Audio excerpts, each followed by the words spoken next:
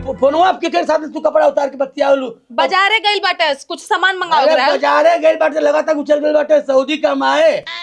आई है नहीं घसरा सैलम कितना समय लगी सऊदी कैसे तो वीडियो कॉल बतियावले ओनिस बतिया उतरली वीडियो कॉल पे हाँ जब तक घरे रही तब तक कपारे ओकरे नचबो सन सन सन सन वीडियो कॉल पे हम कई दिन सुतल अब सुनम हाँ बाबू सुन के बाबू सुना रे गोबरिया के सामने तो बाबू सुना के बताए सुनली हम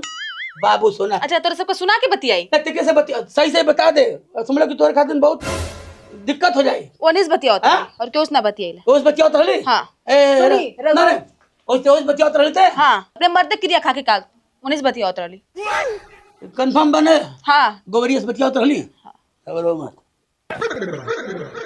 अबे दूध के दूध पानी के पानी हो जाए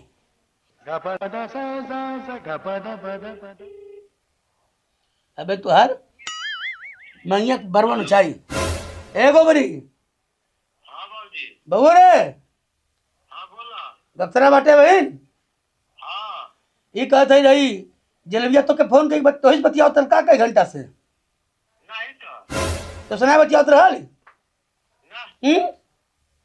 ऐसा कहते जल्दी घरे आओ ठीक है ना हाँ आओ ठीक हम तुरंत आओ आते बानी हाँ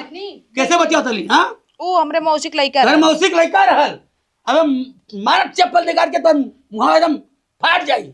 मौसिक लड़का रहल कौन मौसिक लड़का रे लेकिन मौसी बा कोनो अरे अगर कोनो मौसी नहीं खे अरे, नहीं ई तुहार मौसी